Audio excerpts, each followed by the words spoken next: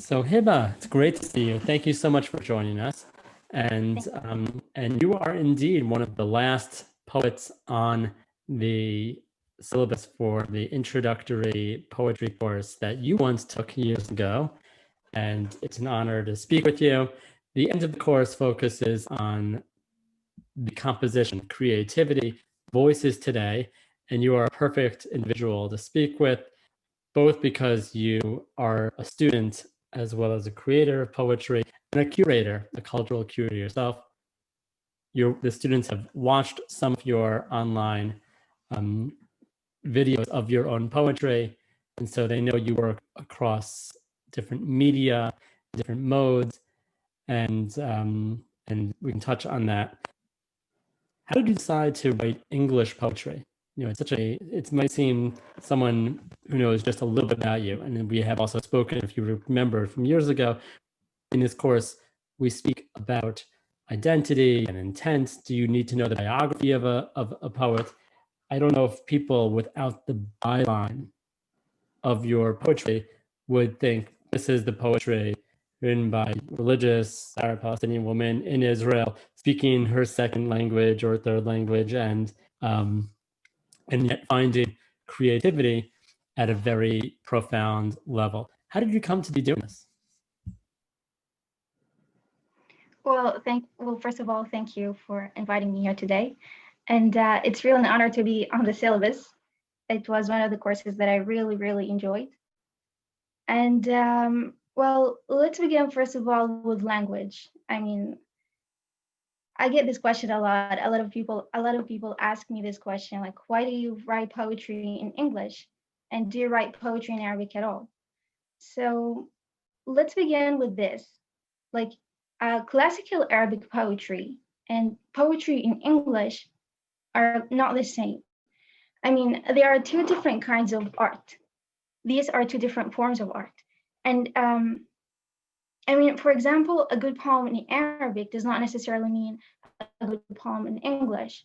And that's not the fault of the translator, of course, but it's just simply like each one requires different requirements. And so it's really different. And being able to speak, people also consider it a fourth language, it enables me to perform this kind of art.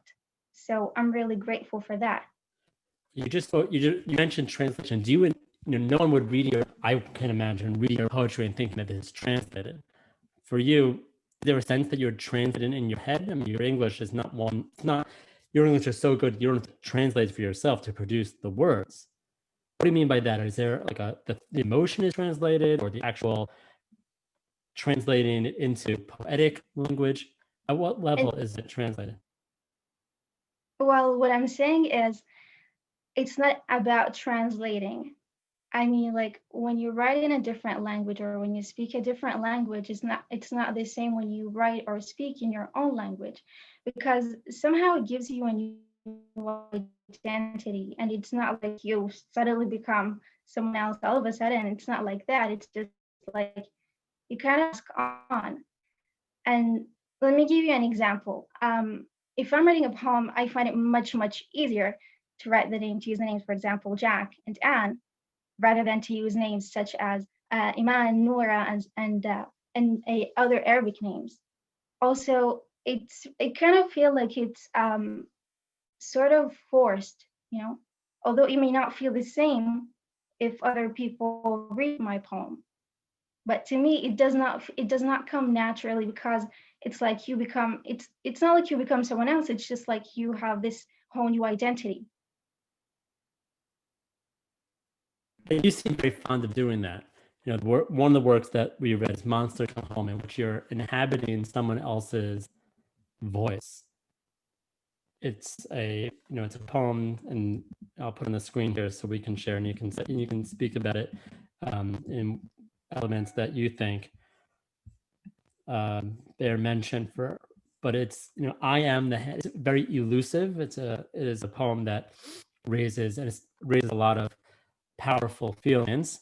It's an award-winning poem in its own right, and it speaks in the voice of a hand. It speaks in the voice of what you call the leftover people, and the hashtag you attach to this is also a voice that allows you to impersonate or embody a position in society that itself is marginalized. Maybe that's the poetic voice in its own, the poetic voice itself being a marginalized, the voice that holds such powerful sway over our feelings, but is disregarded.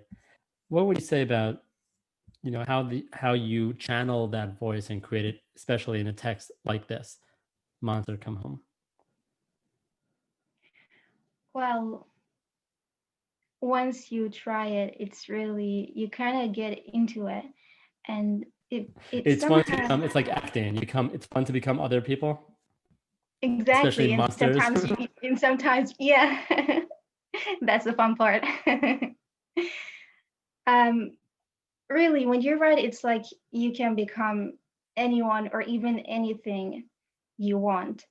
And once you imagine yourself in that specific position, it comes out really naturally, and it flows. Um, so yeah, sometimes it's it can be very helpful to do such things, to try to be someone else, to be on the other side, or to be even to have this whole new experience.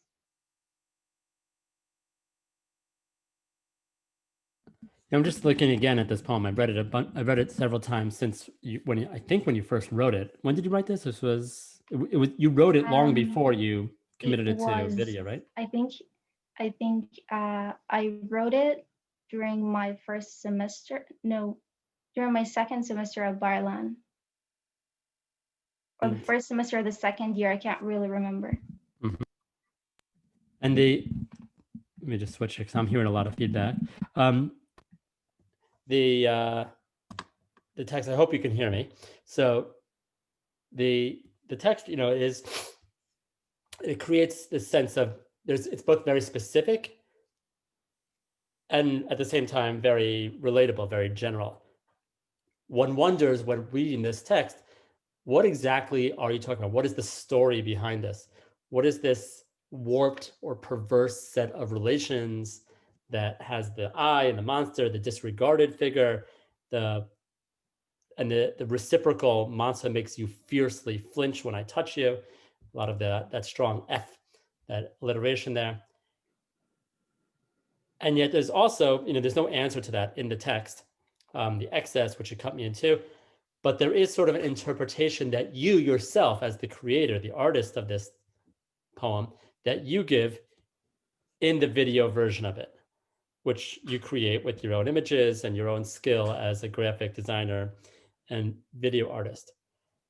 How do these, first of all, how do you come to, I think, of what it is that you want to set to the poem, even though it's not personal images. These are all images, I take it here, that you found, unlike the other poem that the students also read, which is, by a friend in your vicinity. So these images are itself sort of your own take on your own creation.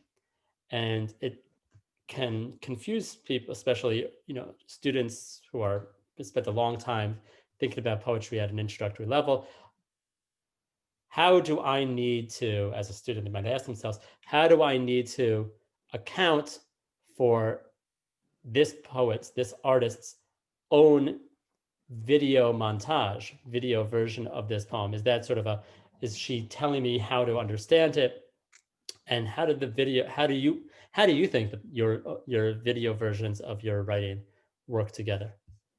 Well, I'm glad I can't tell anyone to take this video for granted and not to think about anything else when reading my poem, because it allows a lot of variation to what this poem could mean. And it's really nice how someone could read the same poem and think of it something, and then someone else reads the same poem and finds it to be something else.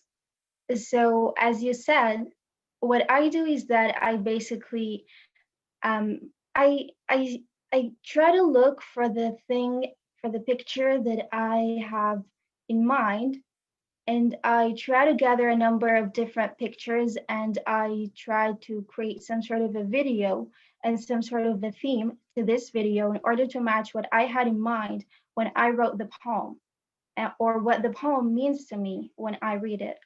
So, as you said, it's my personal take on the poem. And I mean, just like all different poems around the world, I mean, you don't necessarily need to take the story behind this poem in order for you to judge this poem. Just like the Robert Frost poem, for example, The Road Not Taken. I mean, it was supposed to be a joke, but people took it seriously. And this poem, for example, I personally take it seriously, although it's totally fictional. But other people could take it, I don't know how, in a different way. They could take it, I don't know, I can't think of anything else because this is my own interpretation of my poem. But yeah, that would be great. And I'm really grateful that I can't really force anyone to think of it in that specific way. So you have an intent, you had a specific association in writing this text and committing these images to language, but you're very accommodating that your text your version, your intent Yeah, stands I mean, alongside I anyone am a else's. visual. Yeah, What? I'm a visual learner, and I really get excited when I can just envision everything that I write.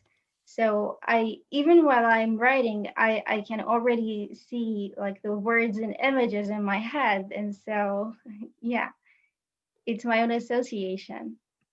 Early on in the semester, and I'll stop this share for a second. We talk in this course about the prospect, the claim of poetry as writing in images, and it sounds like that's something you'd be very sympathetic towards, even though the author that we're reading, the essays that we're reading at that stage, opposes it. Do you think that the videos and just your form of writing is sort of a contemporary 21st century kind of transmedia or cross media form of creativity? Is this what the poem that we a few minutes ago we were talking about the videos as kind of interpretation of it, but in some ways it's like a concert work, and it's a single work of art that exists in different channels. So how did when you say you're writing in images, is this a new chapter in poetry? What are your thoughts about that?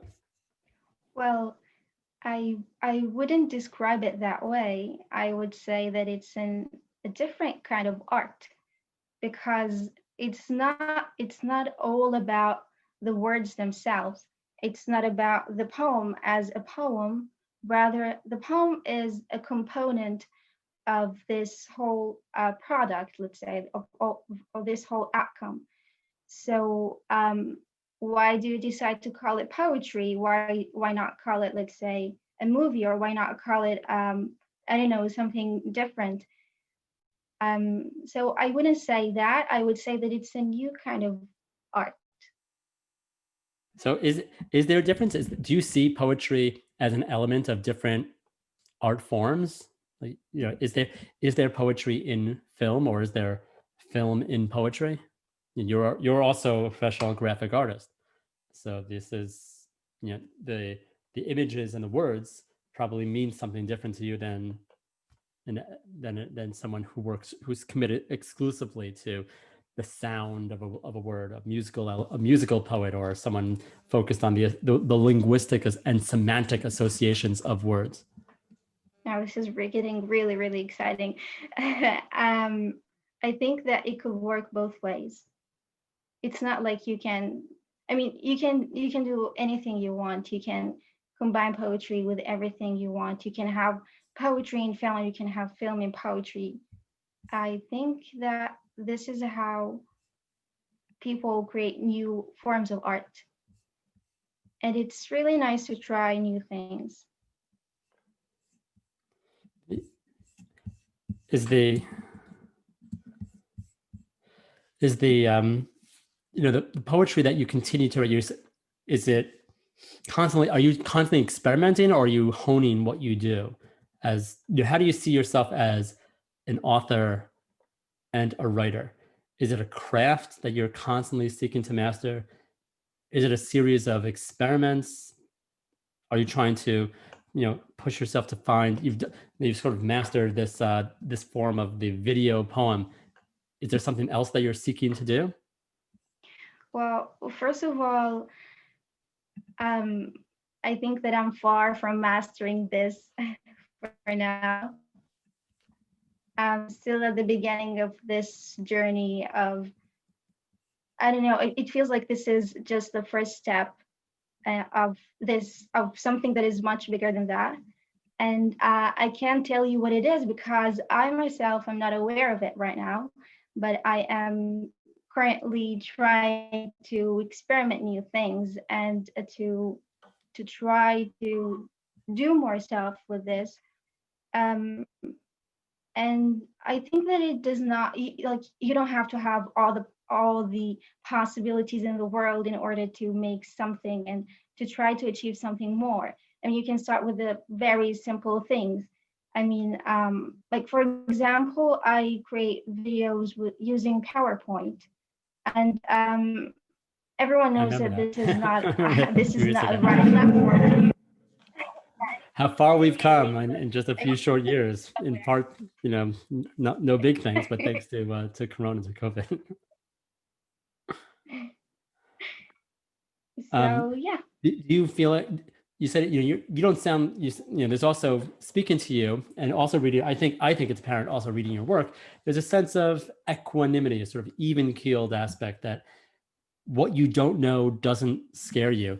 You're not afraid of as you said about what you're unsure of where you're headed next. You seem to have a grasp of what you can and what you cannot do.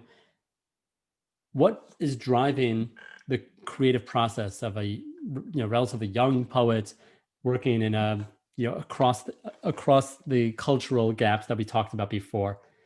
Is there a sense of what needs to be written, what you need to do? Is there a sense of just the adventure of experience? You spoke about a journey. How do you, for yourself, internalize and think about your creative course? Well, I think it's all about possibilities. Like dwelling in them, as Dickinson said. Yeah, exactly. Uh, so I think what drives me is the possibility, is the concept of possibility itself, and where this could lead you. I mean, if you don't try, you'll never really know. And I know that it's some sort of a cliche to say that, but it's really true. I mean, if you have a blank page, if you don't start, you won't get anywhere. But imagine all the possibilities that you could come out with if you just hold the pencil and try to do something with it. And so, yeah, and How do you that see would drive yourself in a me kind? to Yeah. Sorry, go experiment ahead. I was going to ask yeah, how you so think of yourself in like the tradition, in a someone, you both read poetry and you watch film and you are a student of writing and of visual arts, and like you said, you have a long, thank God willing, many years of writing and creativity ahead of you. How do you sort of constantly hopefully. digest what came before you and digest all that one could read and turn that into your own creative energy? Well, this is actually overwhelming, and as you can see, I have, or maybe you can't really see, but I have piles of books over here and piles of books over there, and that's how the whole collection. And I always feel like I need to be reading more, and what I read is not enough, and that's why I keep going. But once you read something, and sometimes you just really like it, and you just keep reading it, and then what you read suddenly becomes somehow, I don't know, intertwined with your thoughts and your words. And so you try to create something that is new. And but the thing that you actually create wouldn't be that new because somehow it is connected to what other people have done. But it could also be similar to what other people are doing Mm. now. So yeah. Yeah, I'm very committed to that idea that every one of us has our unique voice, be that in the critical space of writing academic, expository prose, or having a unique interpretation of a text, or the creative voice, as you have found. And that is what our creative writing program, although in a Jewish Israeli institution, serves to develop in all of our students. And you're, a model alumna of that kind of program. The idea of developing your own voice is something that I also think is important and transformative on the sort of the cultural global level. That your poetry in English and your multimedia presentations of your writing in English are as vital and natively English, part of the canon, the ever growing canon of what poetry and what writing entail, as that of someone sitting in Virginia or someone in London. And the beauty of what we can do in the English language and in literature, and even in our very rich and surprisingly diverse part of the world, is to take that patrimony, to take that literary and cultural heritage, that way of being artistic and creative and thoughtful, and to make it our own. I don't know if you want to respond to that, but I just have one more question about your own work that I would pose. The last thing I just want to ask you about is the other poem that I've asked students to read is a very personal one. I actually don't have the text. Maybe you might want to send me the text. I realize that it's not in the comments of Grandma's Lullaby, but that you say is a sort of an homage to your grandmother, and it is taken of images in your immediate context.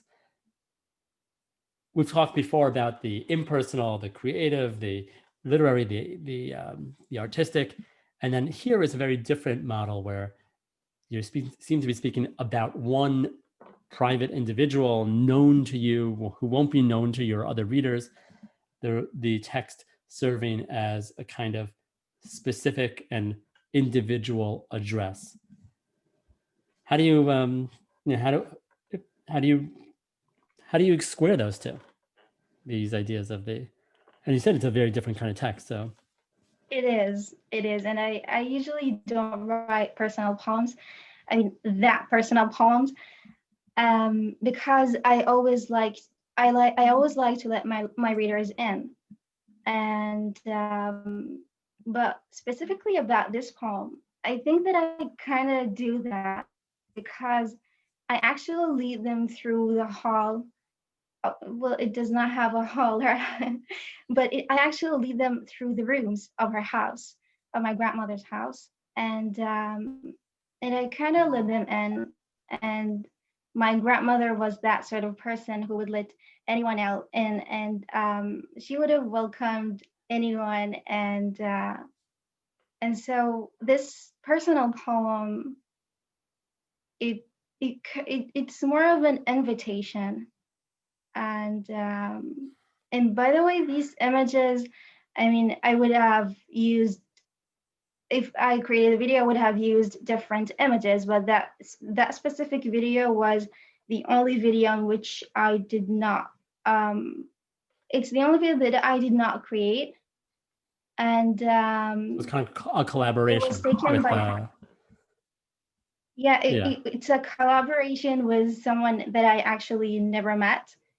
And that's a shock to me. Yeah, someone I just found online. Yeah, and I really liked their work, and I decided to contact them. Did the photographer know this landscape and know your village? I know. This is actually in Algeria. Oh, really? Believe it or not. So yeah. Yeah. So as I said, I don't know that person at all. Wow. So yeah, never seen him. So that creates a whole other level. That's surprising. I just assumed this was actually your part of the world, but it's that. Oh no, I wish that the house was still there and that I could film it. I mean, it was reconstructed, and yeah. Wow, that's remarkable. I can't visit it anymore. The images are completely different. Using drone footage and across the Middle East in an English language English language poem being taught to Yeah, and people. they And are some of our students wonderland. are currently in the COVID year. Hopefully we'll be able to use this in years ahead, but some of them are not even in the Western, even in the Eastern hemisphere, are in the Western hemisphere. So Oh God. it creates a whole other level of collaboration. What images would you have used? The actual, if you were doing this on your own, the way you've done others. Well, since the house is not there anymore, I think that I would have filmed I think that I would have filmed short clips of that are taken very close to the object. For example, the footage would be very close to the door handle instead of the whole house, because I don't want like the image of the house in my head to be changed. And so I wouldn't want to change it. So I guess that's how I would have done it. But it was really interesting working with someone else, especially someone that you don't know. And yeah, who knew Instagram could be helpful. I find this kind of drone landscape photography very absorbing, very transfixing. Wow, that creates a whole other level of complexity. You're a very brave person, and terrific at figuring out, very resourceful also. This was done all amidst COVID, even in Algeria, to be able to bring it all together is no mean feat. Yeah, it was not easy. Good for you. I'm sure students would have other questions to ask. I hope you don't mind if I pass along a few. I would But love I'm really to. grateful to you for speaking to us and sharing some of your own thoughts, and being in some ways, and obviously not the only model, but a role model for so many of us. Thank you. Thank you very much. And thank you for having me. Okay, and good luck tomorrow. It's a big day for you. Hope things go well. Yeah, Okay. finally. Yeah. Thank you. Take care. Good night, Hiba. Thank you. Bye-bye. Good night. Bye bye.